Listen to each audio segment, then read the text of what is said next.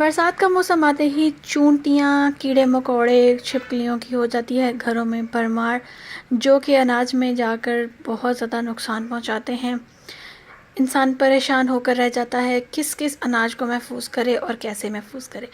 बिस्मिल्लाहिर्रहमानिर्रहीम। अस्सलाम वालेकुम। कैसी है मेरी प्यारी यूट्यूब फैमिली? आई होप कि सब ठीक ठाक होंगे। आज आपके लिए लेकर आई हूँ बहुत ज़बरदस्त सी इन्फॉर्मेटिव वीडियो। तो सबसे पहले तो जनाब, अगर आप चैनल पर न्यू हैं तो चैनल को सब्सक्राइब कीजिएगा, वीडियो को लाइक करना बिल्कुल मत भूलिएगा। और जनाब, आज आपको देने वाली हूँ ज़बरदस्त सी टिप्स, जिसके साथ आप इन बरसाती कीड़ों से पा सकते हैं निजात और अपने अनाज को महफूज कर सकते हैं। किस तरह, चलें जी आपको बताती हूँ। तो जनाब, सबसे पहले तो हम लोग बात कर लेते हैं इन बरसाती कीड़ों की और इसके साथ जो है वो होने वाले असरात की। क्योंकि ये बरसाती कीड़े जो होते हैं वो हमारी कैबिनेट्स में पाए जाते हैं। चूंटियाँ, कहीं भी कुछ भी ज़र्रे गिर जाते हैं, चूंटियाँ फ़ौरन से आ जाती हैं उसको लेने। तो इन चूंटियों से ही निजात हासिल कर ली जाए तो कैसा रहेगा। जितनी मर्ज़ी आप सफाई कर लें, लेकिन ये नहीं जाती हैं। उसका कुछ रीज़न होता है, उनको कुछ ना कुछ वहाँ मिलता है। तो जनाब, मैंने अपनी प्रीवियस वीडियो में ज़बरदस्त सा हैक शेयर किया था आपके साथ, जिसके साथ आप कीड़े मकोड़ों से निजात हासिल कर सकते हैं। साथ ही साथ किचन में जो कॉकरोचेस हो जाते हैं उससे भी निजात आपको मिल सकती है। तो आप उस वीडियो को विज़िट कर सकते हैं और पा सकते हैं इस तरह के कीड़े मकोड़ों से निजात। तो जनाब, आज बात कर लेते हैं हम लोग कुछ और तरह की किस तरह से बात करने वाले हैं। हम लोग के जो हमारे कैबिनेट्स के अंदर कीड़े आकर रहने लगते हैं और वो हमारे अनाज में आ रहे होते हैं। तो मैंने आपको जैसा कि पहले बताया था कि अनाज जो है वो आप कोशिश करें कि किचन से बाहर रखें, कैबिनेट्स में ना रखें। उसका रीज़न यही है कि ये कीड़े जो हैं वो वहाँ पर पैदा होते हैं और ये वहीं पर जो है वो इसकी सीलिंग्स के अंदर अपने घर बना लेते हैं। कुछ भी मैटर नहीं करता, आप जितनी मर्ज़ी सफाई करते रहेंगे, ये वहाँ पर रहना शुरू हो जाते हैं, अंडे दे देते हैं वहाँ पर और वहाँ से कभी भी जाने का नाम नहीं लेते हैं।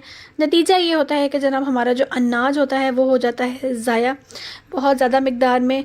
अगर तो कहीं पर गंदम पड़ी है, कहीं पर चावल पड़े हैं, तो वो बिल्कुल ही पाउडर बन जाते हैं और साथ ही साथ उसमें एक अजीब सी हींक आनी शुरू हो जाती है, स्मेल आती है, वो खाने के काबिल चीज़ें नहीं रहती हैं। तो इसके साथ जो है वो ज़बरदस्त सी मैं आपके साथ आज एक रेमेडी शेयर करने वाली हूँ, टिप्स शेयर करने वाली हूँ। सबसे पहले तो जनाब आ जाते हैं चावल लोग अक्सर पूरे पूरे साल के लिए स्टोर करते हैं। दुकानों पर भी हमें स्टोर किए हुए मिलते हैं, लेकिन कभी भी हमें उनमें कीड़े नज़र नहीं आते हैं। दुकानों पे पैक हुए हुए पड़े हुए होते हैं, उनमें कीड़े नज़र नहीं आते हैं। तो ऐसी कौन सी चीज़ है जो वो इस्तेमाल करते हैं और किस तरह से वो चावलों को महफूज करते हैं, आज आपके साथ ज़बरदस्त सी टिप्स मैं आपके साथ शेयर करने वाली हूँ जी। तो वो क्या है सीक्रेट? वो है जनाब boric acid powder. Boric acid powder जो है वो ये बहुत ज़बरदस्त सी एक रेमेडी है, अनाज को महफूज करने के लिए ख़ास तौर पर इस्तेमाल की जाती है। इसके अलावा गंदम में इसकी गोलियां बनाकर इस्तेमाल की जाती हैं। पहले बात कर लेते हैं हम लोग बोरिक एसिड के फ़ायदों की। बोरिक एसिड जो है वो क्लीनिंग बहुत ज़बरदस्त करता है, एलिमिनेट्स कॉकरोचेज़ जो है वो, ये अगर आप इस पाउडर को अपने कैबिनेट्स में फैला देते हैं तो वहाँ पर कॉकरोचेज़ नहीं आते हैं। और उसके अलावा जो बहुत ज़्यादा मक्खियाँ और चूंटियाँ हो जाती हैं उस जगह पर, वो भी नहीं आती हैं। उसके अलावा जनाब कैरम बोर्ड पर इसको यूज़ कर सकते हैं। रॉ राइस प्रिजर्वेटिव है ये। और उसके अलावा जो है वो किसी भी कपड़े पर अगर दाग लग जाए, अगर वो कपड़ा कलरफुल नहीं है, तो आप उसके ऊपर से आराम से इसको रिमूव कर सकते हैं। और ऑल्सो ये जो है वो कपड़ों के ऊपर से बहुत ज़्यादा जो हींक आती है, महक आती है, उनको भी साफ़ कर देता है। और इसके साथ जनाब ये प्लांट्स के लिए बहुत ज़बरदस्त है। और उसके अलावा जो है, जो इसके अंदर न्यूट्रिएंट्स पाए जाते हैं वो भी सेहत के लिए अच्छे हैं। सिर्फ कुछ मकदार में जो है वो इसका इस्तेमाल करेंगे हम लोग, यानी कि 1 किलो के लिए हम लोग इस्तेमाल करेंगे सिर्फ़ और सिर्फ एक चुटकी बोरिक पाउडर आपने जो है वो अपने 1 किलो चावलों के अंदर मिला देना है, या 2 चुटकी कर लीजिए।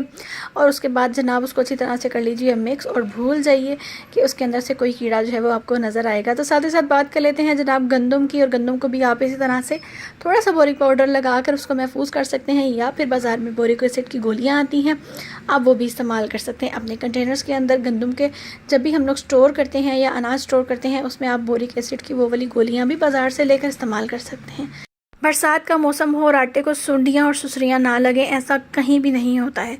लेकिन मैंने कुछ ऐसा ट्राई किया जो मैं आपके साथ शेयर करना चाहूँगी, जो कि मैंने फ़ील किया और उसके बाद मैंने उसके जो है वो अच्छी तरह से इम्प्लीमेंट किया अपने जो है वो आटे के लिए। तो अल्हम्दुलिल्लाह इस साल मुझे बहुत अफाका हुआ। मैंने सोचा चलें जी अपने व्यूअर्स के साथ शेयर करती हूँ।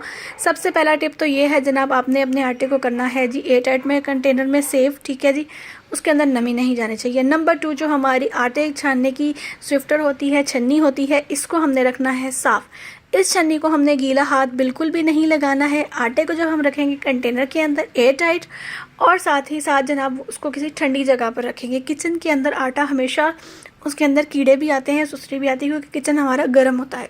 कोशिश करें किसी चूल्हे से दूर कैबिनेट में आटे को रखा जाए, ताकि आपका जो आटा है वो ठंडा रहे। आपका किचन भी जहाँ पर कदरे ठंडा हो वहाँ पर आप अपने आटे को रखिए, स्टोर कीजिए। चाहे 10 किलो कीजिए, 20 किलो कीजिए, 30 किलो कीजिए, आपकी अपनी चॉइस है। कोई भी कंटेनर इस्तेमाल कीजिए, प्लास्टिक का कीजिए, स्टील का कीजिए। लेकिन अगर आप ये छोटी सी टिप को फॉलो कर लेते हैं कि आपने स्ट्रेनर को जनाब गीले हाथ से नहीं पकड़ना है, उसको गीला नहीं करना है, ज़रा भी नमी आपके आटे में ना जाए। जो भी आप आटा रोटी पकाने के लिए इस्तेमाल करते हैं उसको आपने अगेन उस आटे के अंदर नहीं रखना है, क्योंकि उसमें भी मॉइस्चर आ जाता है जब हम कोई पेड़ा बनाते हैं। तो आप देखिएगा कि कितनी जल्दी आपको इस मुसीबत से तो निजात मिल जाएगी कि आपके आटे में कीड़े बिल्कुल नहीं पड़ेंगे। साथ ही साथ आप मेक श्योर कीजिए कि आप आटे की थोड़ी सी मिकदार लाकर घर में स्टोर कीजिए। बहुत ज़्यादा आटा स्टोर मत कीजिए घर में, बरसात के मौसम में ख़ास तौर पर इस चीज़ की अगर आप एहतियात करेंगे तो आपको फॉर श्योर इस मसले से जो है वो 100% जो है वो निजात मिलने वाली है। साथ ही साथ जब भी आप आटे का कंटेनर खाली करते हैं उसको एक दफ़ा धोइए, धोकर उसको धूप में खुश्क कीजिए। अगर आपके पास धूप अवेलेबल नहीं है तो आप एक दिन के लिए उसको पंखे के नीचे रख दीजिए, छोड़ दीजिए ओपन, ताकि जो है वो उसके अंदर से सारी की सारी नमी जो है वो डिस्कार्ड हो जाए। तो जनाब आपके आटे के अंदर सुसरियाँ और सुंडियाँ और ऐसा कुछ भी कीड़ा नहीं आएगा कि आपके आटे को ख़राब कर सके। बात कर लेते हैं जी चीनी की। चीनी जो होती है वो हमारी आन बान शान, हमारी जान होती है। ऐसा हो नहीं सकता कि कहीं पर चीनी पड़ी हो और वहाँ पर चूंटियाँ ना आएँ। तो चूंटियों को भगाने का एक सबसे ज़बरदस्त तरीका है कि आपने कोई भी कंटेनर जिसमें आपने अपनी चीनी को सेव करना है उसके अंदर आपने डाल लेने हैं 4 से 5 अदद जो है वो लौंग के जवे डाल देने हैं, यानी कि लौंग साबित। और उसकी स्मेल से चूंटी कभी भी नहीं आएगी, आपके कैबिनेट्स में नहीं आएगी, आपकी चीनी में नहीं आएगी। चाहे आप सालों तक चीनी जो है वो रखें, आपको कोई उसको जो है वो वाइप आउट करने की ज़रूरत नहीं पड़ेगी, कुछ भी करने की ज़रूरत नहीं पड़ेगी। आपके किचन में लंबी लंबी लाइनें नहीं लगने वाली हैं चूंटियों की चीनी खाने के लिए ख़ास तौर पर। और ये इतनी ज़बरदस्त टिप है कि इसको आप जनाब शक्कर के लिए भी इस्तेमाल कर सकते हैं, चीनी में इस्तेमाल कीजिए। लौंग में एक जो है वो एक एंजाइम होता है जो कि कीड़ों का प्रिवेंशन का सबब बनता है। आप चाहें तो एक पैकेट लौंग जो है वो बिल्कुल नीचे बिछा दीजिए, उस आपको जनाब इस मसले से हो जाने वाली है निजात। तो जनाब आज के दिन के लिए इतनी सारी टिप्स काफ़ी हैं। आई होप कि आपको पसंद आई होगी। टिप्स पसंद आई हो, चैनल पर न्यू हो, सब्सक्राइब कीजिएगा, चैनल को लाइक कीजिएगा, वीडियो को शेयर कीजिएगा अपनों के साथ। अपना रखिएगा बहुत सारा ख्याल। आपसे मिलूंगी नेक्स्ट वीडियो में, तब तक के लिए अल्लाह हाफिज़, फ़ी अमानिल्लाह।